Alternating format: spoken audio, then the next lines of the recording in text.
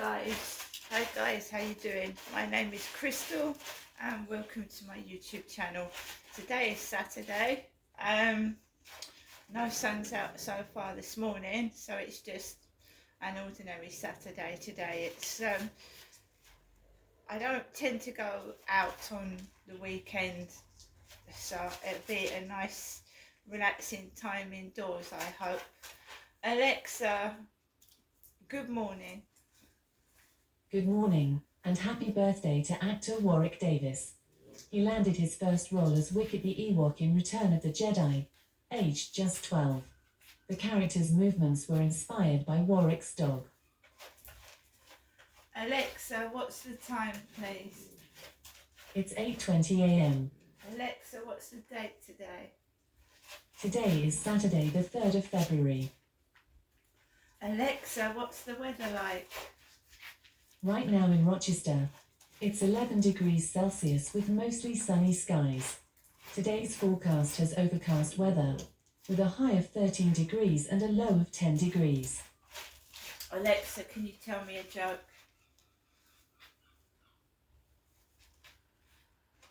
Alexa, can you tell me a joke? I've recently started to learn about the history of chessboards. It seems they have quite the checkered past. Alexa, whose birthday is it today? Today's famous birthdays include American businessperson, subject of an SEC investigation Elizabeth Holmes, Australian actress Isla Fisher, British-Lebanese lawyer, activist and author Amal Clooney, English actor and television presenter Warwick Davis, and American actor Nathan Lane. Alexa, how old is Warwick Davis? Warwick Davis is 53 years old and was born on the 3rd of February 1970. He's younger than me, Warwick Davis.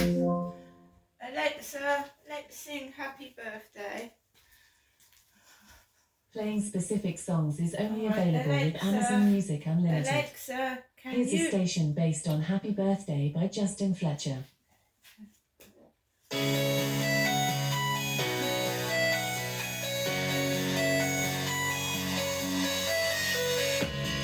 Dog goes woof, cat goes meow, bird goes tweet, and the mouse goes squeak. Cow goes moo, frog goes croak, and the elephant goes toot. Ducks say quack, and fish go blub, and the seal goes ow, ow, ow. But there's one sound that no one knows. What does the fox say?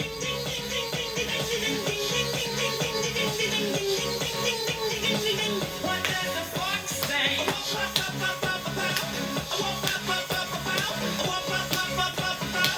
What does the fox say? Hatty, hatty, hatty ho. Hatty, hatty, hatty ho. Hatty, hatty, hatty ho. What does the fox say?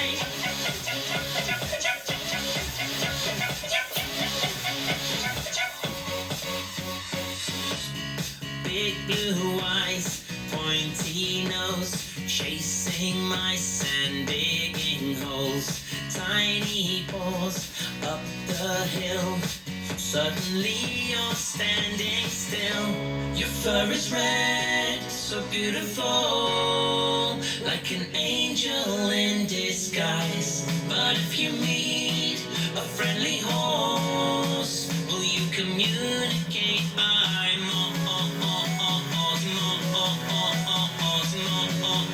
how will you speak to that?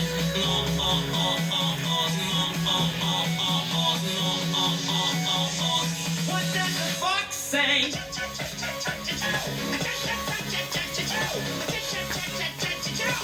What does the fox say?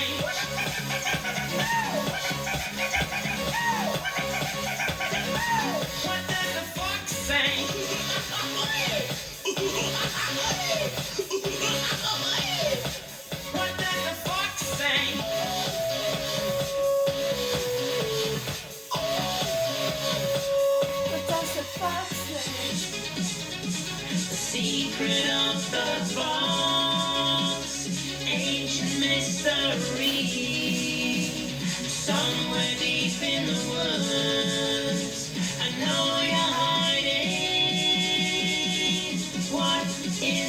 sound?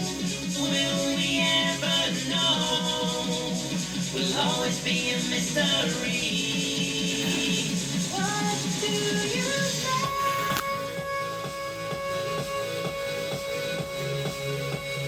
Oh my guardian angel, hiding in the woods. What is your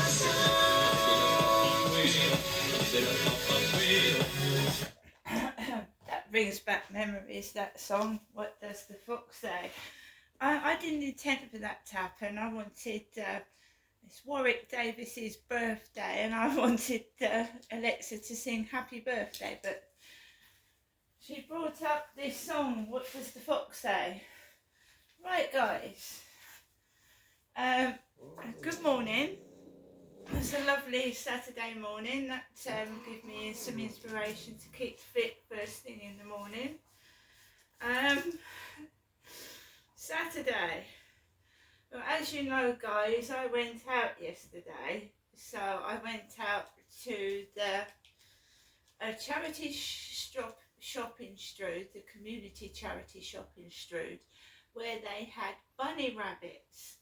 Now, bunny rabbits obviously smell because they poop and they piss, so I couldn't stay in there very long. And I got some food. I've showed you my salad, haven't I, that I got in Marks and Spencer's yesterday. So I've got plenty of food. I buy my own food. I don't rely on other people. I don't rely on other people to support myself. My mum helps me, but if I didn't have my mum's help, I would still be able to support myself, right? So yesterday I got this doner kebab from the pound shop, so I've got that to eat at some point, and I still haven't eaten my salad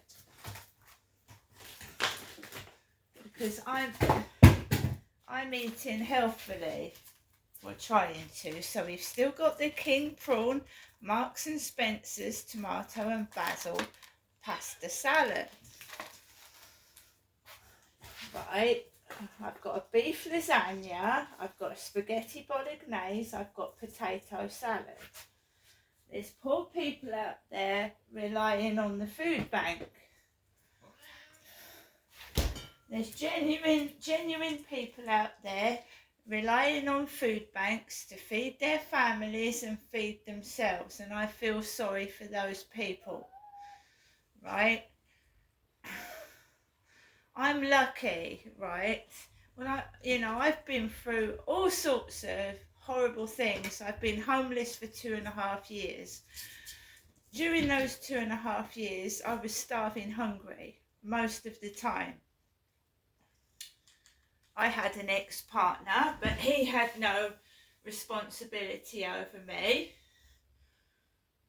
So he wouldn't help, obviously, because I'd left him and I didn't expect him to help me. But I ended up homeless for 2.5 years, and I really was starving hungry. Right? I went to a food bank once and they gave me tins and out-of-date sugar, and they gave me packets and tins and things like that. I went once, and then I just relied on the benefit I was getting and living in a women's refuge. I think on one occasion an Indian woman in the women's refuge cooked a dinner, and I think she brought some food up to me. Those times are gone, and I'm grateful for how I am now. I have told you I've got everything I need. I've got a roof over my head. I've got food in my fridge, food in my cupboard. I just live a solitary life because of what I've been through. So I can have a roof over my head, clothes on my back, even money and everything in the cupboard, but I won't have any friends as such because I don't trust anybody. And that's understandable after what I've been through. I don't trust anyone. Okay, so I'm quite happy by myself. I'm you know, I know what's gone on since I was a child. I'm not stupid. The actors and the actresses mucking about, and my mum putting it on and putting it off when she feels like it. So one day I get shouted at, the next day I don't, and all that kind of thing. It's all put on. So I'm happy by myself, getting on with everything by myself. I'm quite happy as long as I've got food in my stomach, my pets have got food to eat, and everything like that. Okay? But it doesn't excuse what they've done to me and my children in the past. It doesn't excuse it. I haven't forgotten what has happened to myself and my kids over the years, and I never will forget it. And I'm not a vindictive, nasty person. I'm not going to shout. I'm not going to get cross. But I am going to tell people what happened. I haven't stopped that. But I like to go out now and then. I decided, right, you know, the weekend possibly is going to be noisy. It's possibly going to be, you know, a bit stressful. So I went out Friday and it was very nice. I enjoyed it. I got some nice bits in the charity shops, although I think they're struggling now. There wasn't much stock in there, to be fair. It was old stock. And charity shop prices are overpriced. They are. And some of the items shouldn't be sold at all because they're broken and they're worn out. And people have obviously given them away for a reason. A lot of things are given away for a reason, let's be honest. They've given them away because they don't want it for some reason. It's the wrong size, it's the wrong colour, the wrong thing that they've got for Christmas or something.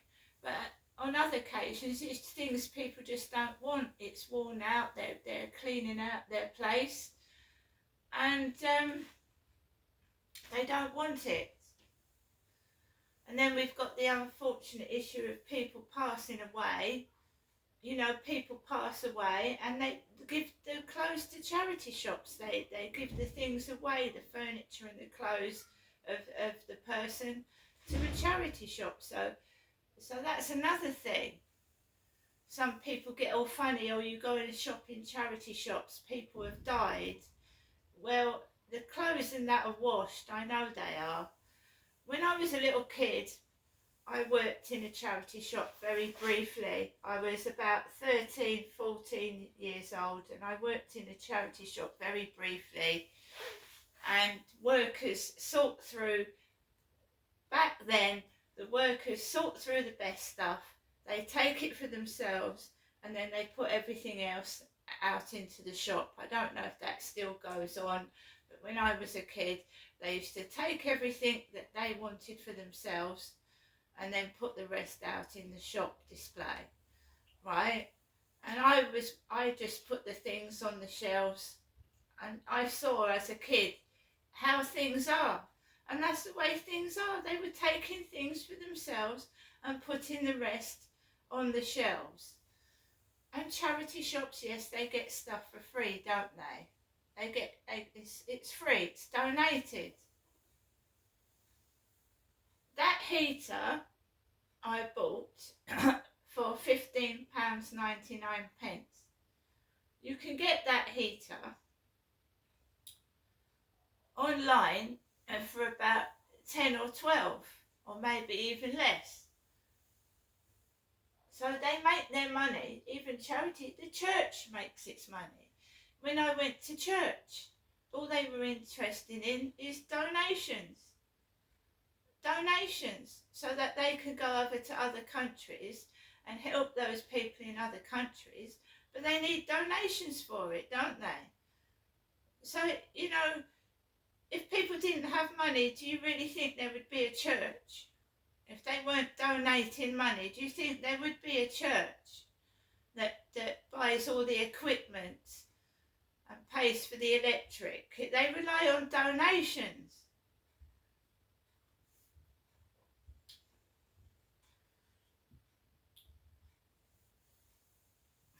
I've got a mum that helps me because my dad passed away and he left some money behind. Not a great deal, but my mum gives me little bits at a time, and I'm able to, you know, get a few bits and pieces, and I'm going to make the most of that while that's there, right? I'm not starving hungry like I was in Gloucestershire for nearly 2.5 years, and I was starving. I was homeless for 2.5 years.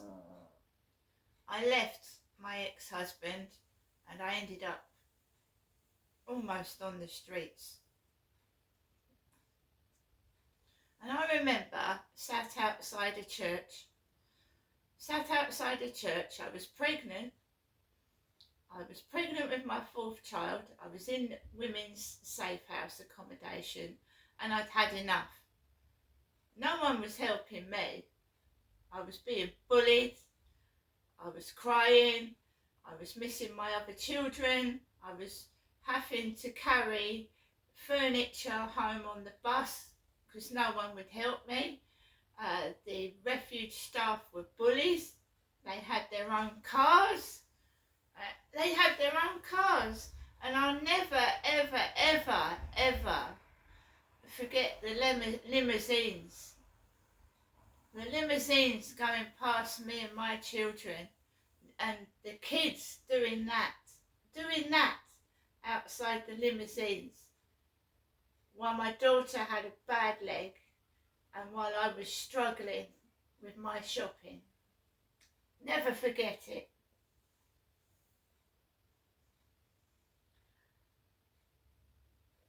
But life isn't like that anymore, and I don't take no bullshit. I'm not that person anymore. I'm not that soft person that struggled and put up with all that.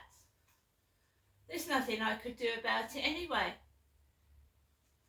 because I couldn't get a dentist, I couldn't get a doctor's. I was an outcast because I had the audacity to report something to the police. I was an outcast. I couldn't get help. I had no one to turn to. I never knew whether I was going to live one day to the next, whether I'd be alive the next day. I didn't know. The bullying, absolute bullying, and you wouldn't believe it, the bullying because my 4th child was of a different nationality. The racism in Great Britain, and it was, when was it? 2005, 6, 7 and 8. The racism that I had to endure because I'd had a child of a different race. And I'm not lying, and I swear on the Holy Bible, but they put Ku Klux Klan posters near my address. Ku Klux Klan, and they used to throw eggs,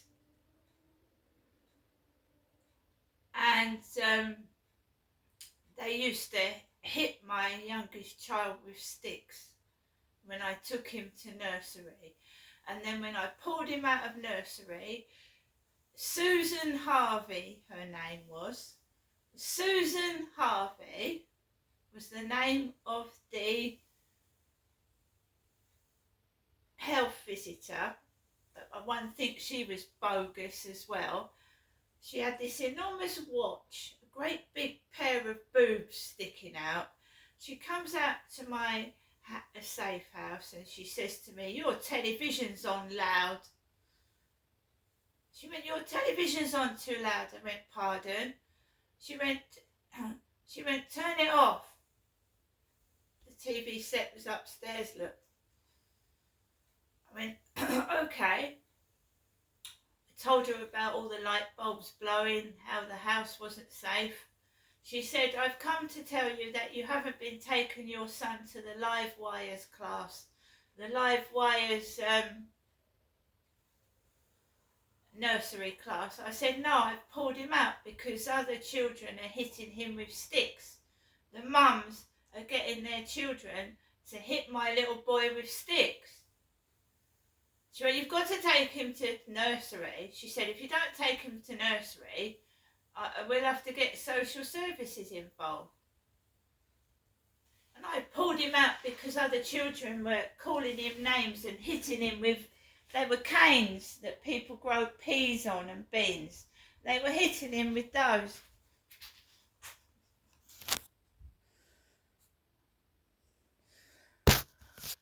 So now, my child's grown up. My child's grown up, I don't see him. But they thought they knew best.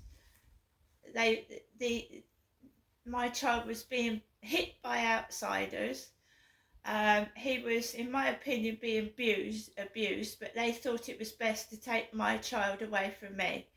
And he's grown up into a very disturbed young man. He's disturbed.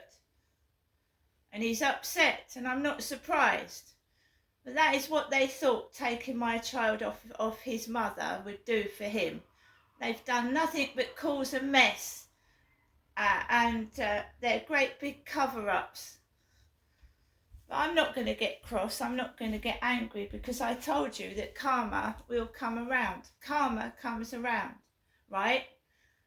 They thought they knew better, stuck-up snobs, taking my child away from me, and he's a disturbed young man now. That's what taking him away from his mother has done.